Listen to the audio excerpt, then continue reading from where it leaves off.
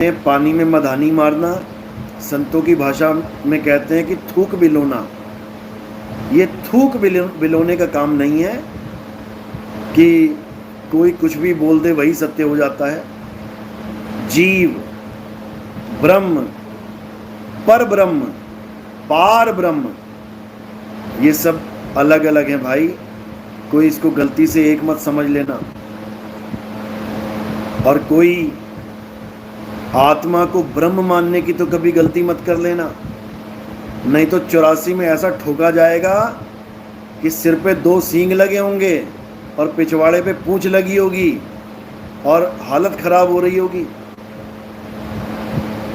ब्रह्म को कभी आत्मा मत मान लेना गलती से भी। जिसने ब्रह्म को आत्मा माना उसका कभी नहीं कटा आना जाना। उसकी किस्मत में लिखा ही है धक्के खाना। समझ लो।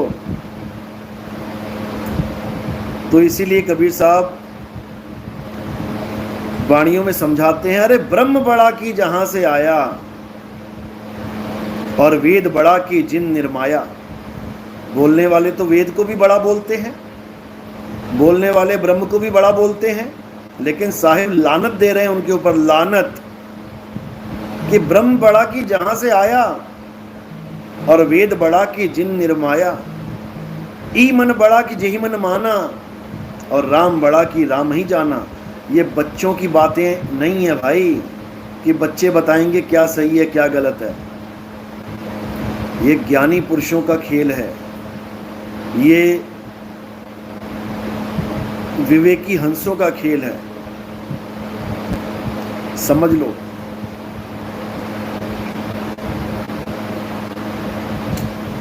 तो इसीलिए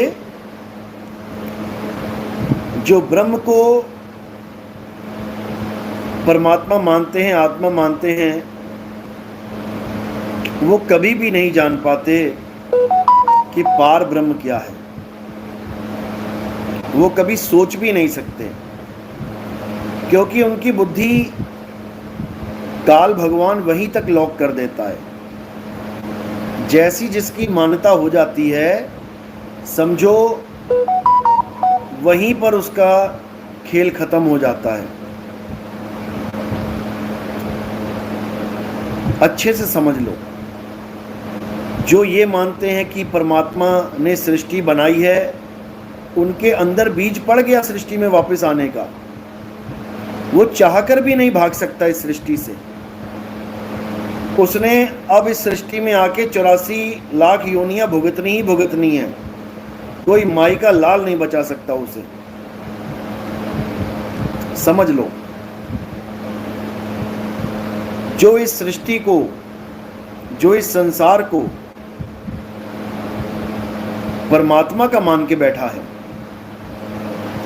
वो इसी संसार में धक्के खाएगा, वो कहीं जा ही नहीं सकता।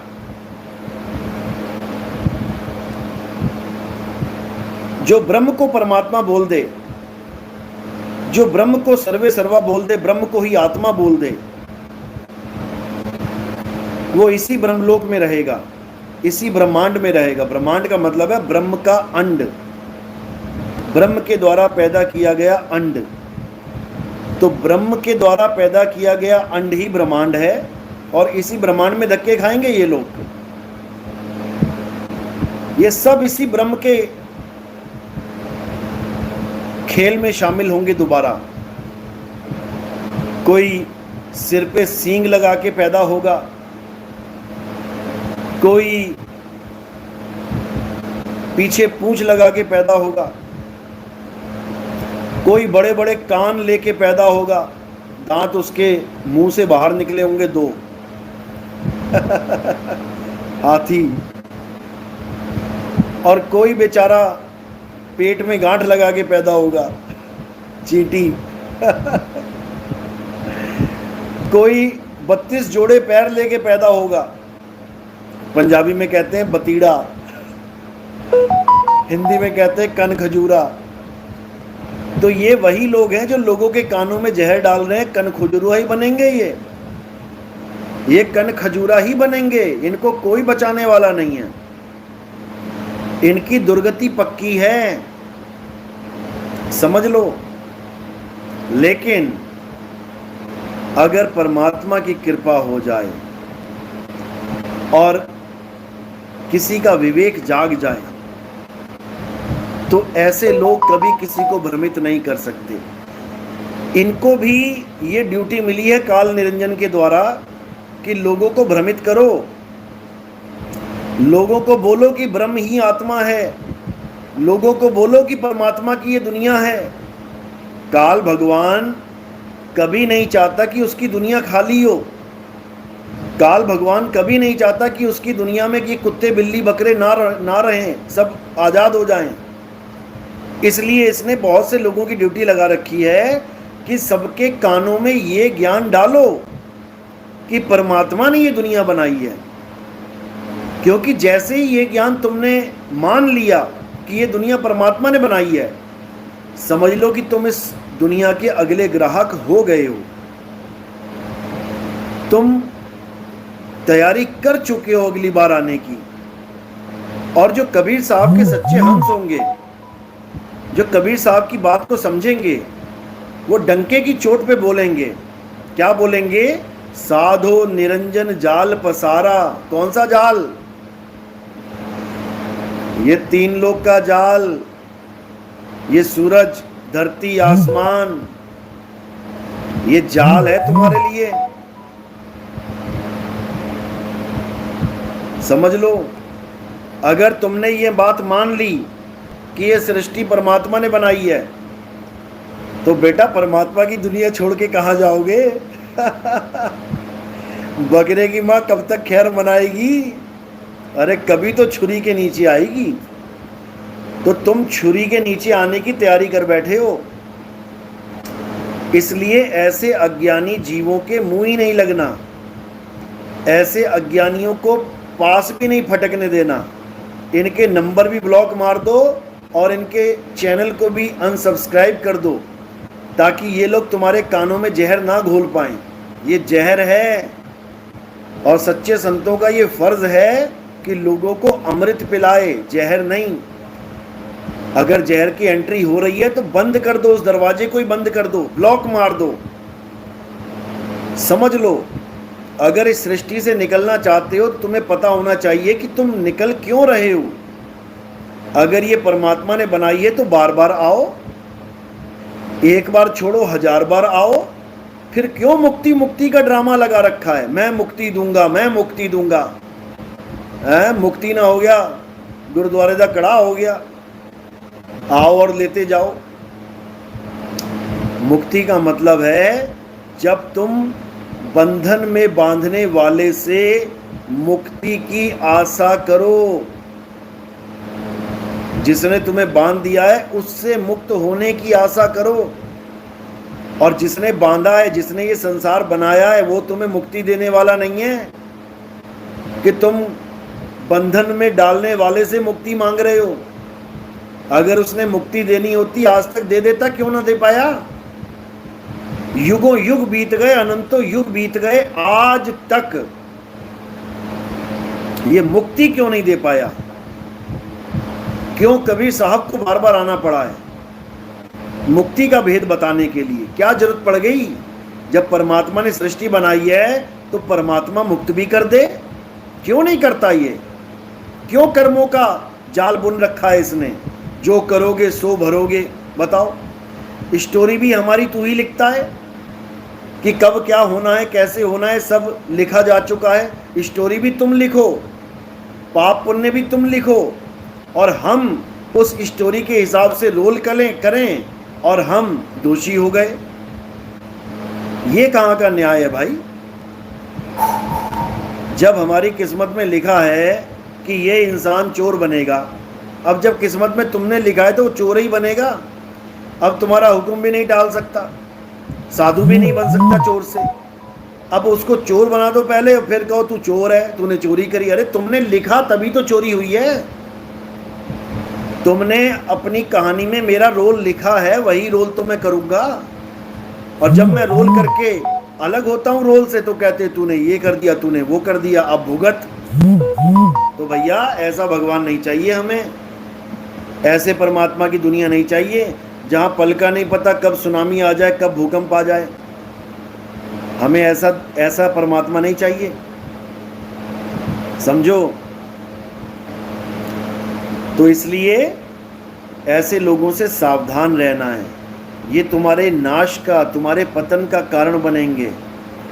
बिल्कुल भी ऐसे लोगों की बातों पे ध्यान नहीं रखना है और इनको बिल्कुल किनारे कर दो, दरकिनारे कर दो। अगर सच में मुक्ति चाहिए तो मुक्ति किसी बाप की बपौती नहीं है कि किसी के बाप की बपौती है। मुक्ति है तुम्हारे मन से सारे बंधन हट जाएं और तुम्हें अपना स्वरूप प्राप्त हो जाए, उसको मुक्ति कहते हैं। ये संसार एक बंधन है। ये संसार जिसने बनाया है उसी ने तुम्हें बांधा हुआ है। ये 5, 25, 3 का पिंजड़ा ये तुम्हें किसी ने दिया है, बंधन है ये। 5, 25, 3 का पिंजड़ा वामे तुमको राखे हो, तुमको बिसर गई सुध घर की और ये महिमा अपनी भाके हो।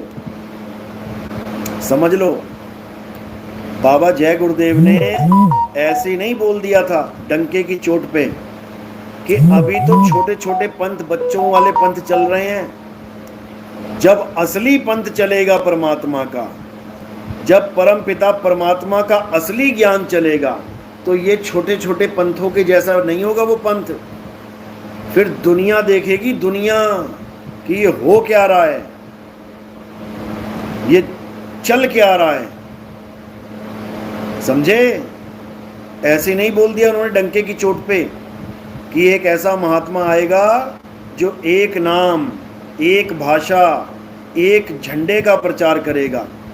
खुद बाबा जी 5 नाम देते थे, बाबा जय गुरुदेव, लेकिन महिमा किसकी गा के चले गए? एक नाम देने वाले संत की। समझ लो, बिल्कुल क्लियर अपनी वाणियों में, भविष्यवाणियों में बोल रखा है बाबा ने। जाने से पहले अपना कार्य पूर्ण करके गए हैं। वो सबसे महत्वपूर्ण बात बता के गए हैं जो सारे संसार के कल्याण के लिए है। किसी एक धर्म, एक जात, एक पात के लिए नहीं, किसी एक देश वाले के लिए नहीं, समस्त संसार के लिए, पूरे विश्व के लिए डंके की चोट पे बोल के गए हैं वो कि एक ऐसा पंथ चलेगा कि दुनिया देखेगी कि पंथ होता क्या है, दुनिया जानेगी सत्य होता क्या है। आज तक यही सुनते आ रहे थे सतयुग से, द्वापर से, त्रेता से चलते चलते कि ब्रह्म ही परमात्मा है, जीव ही सर्वे सर्वा है। जीव को प्राप्त करो, जीव की पूजा करो, ब्रह्म को प्राप्त हो जाओ, ब्रह्म लीन हो जाओ, ब्रह्म ज्ञानी बन जाओ, ये बन जाओ, वो बन जाओ। बताओ क्या कमी रह गई थी ब्रह्म ज्ञानियों की, जो कबीर साहब को इस संसार में आना पड़ा और पार ब्रह्म का भेद बताना पड़ा? क्या कमी रह गई थी भाई? अगर ब्रह्म ज्ञानियों से पार हुआ जाता है तो वो वृंदावन में ब्रह्म ज्ञानी बैठे हुए हैं, राधे राधे जप रहे हैं। वो काशी में ब्रह्म ज्ञानी बैठे हुए हैं, ओम नमः शिवाय, ओम नमः शिवाय जप रहे हैं। वो ब्रह्म ज्ञानियों की लाइन लगी पड़ी है, जितने मर्जी ब्रह्म ज्ञानी ढूंढ लो। तो ब्रह्म ज्ञानी तुम्हें केवल इस दुनिया को बनाने वाला ब्रह्म, उस तक ही पहुंचा सकते हैं। वो आगे की बात नहीं जानते। वो ये नहीं जानते कि कबीर साहब कह रहे हैं ब्रह्म बड़ा की जहां से आया, वेद बड़ा की जिन निर्माया। ये नहीं जानते वो लोग। लेकिन कसूर उनका भी नहीं है, उनकी बुद्धि ही काल भगवान ने ऐसी लॉक कर रखी है कि वो चाहकर भी नहीं समझ सकते कि आखिर सत्य क्या है। तो ऐसे लोगों पे तरस खाना चाहिए और इनको बिल्कुल किनारे कर दो, दरकिनारा कर दो और सत्य को जानो। सत्य क्या है? ताती वाव न ला गई, पार ब्रह्म शरण आई। समझ लो, वो पार ब्रह्म, परम पिता परमात्मा, वो ब्रह्म से न्यारा है। समझ लो, इसके अलावा सब झूठ है, सब झूठ है।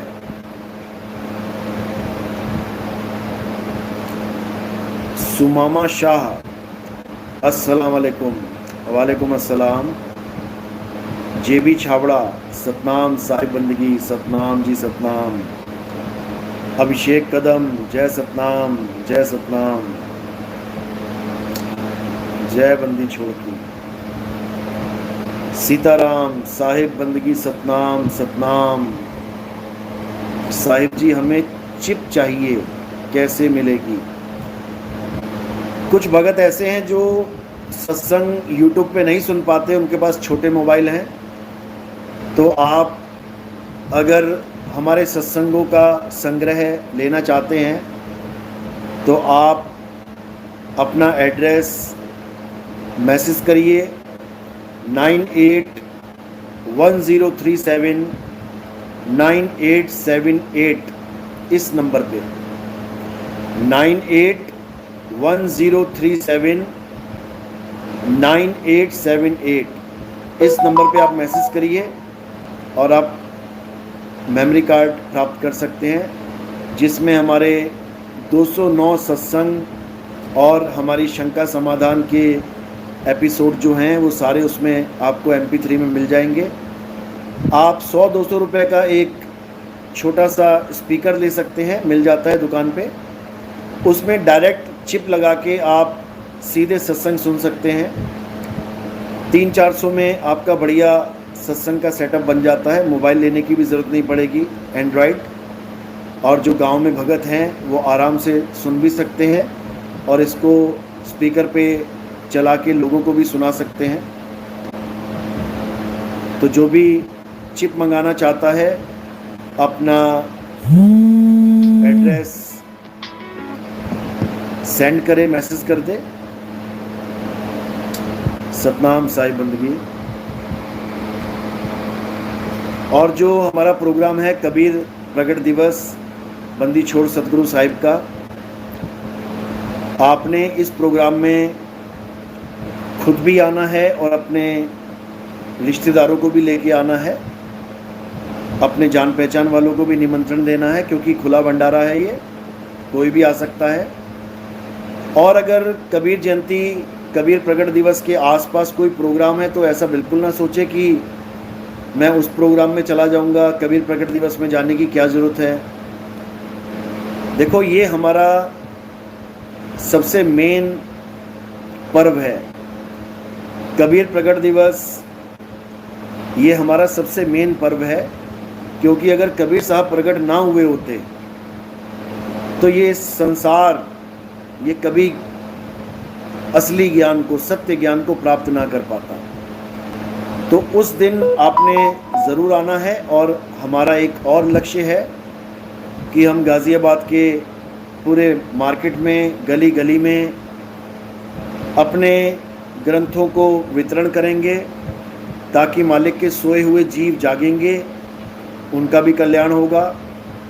तो हमारा मकसद है कि ज़्यादा से ज़्यादा लोग जुड़ें और अपनी आत्मा का कल्याण करें, जीवात्मा को इस कर्म बंधन से मुक्त करें, तभी कल्याण होगा, नहीं तो नहीं होगा।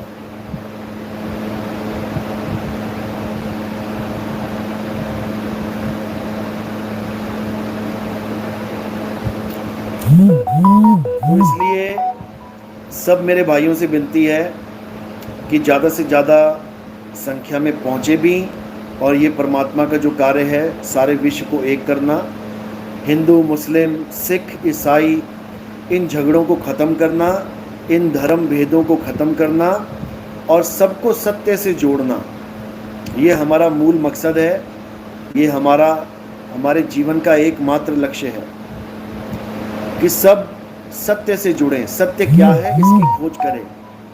हिंदू भी ये जाने कि सत्य क्या है, केवल मूर्तियां ही ना पूजता रह जाए सारी उम्र, केवल मंत्रों के जाप ही ना करता रह जाए सारी उम्र, केवल पूजा हवन यज्ञ ही ना करता रह जाए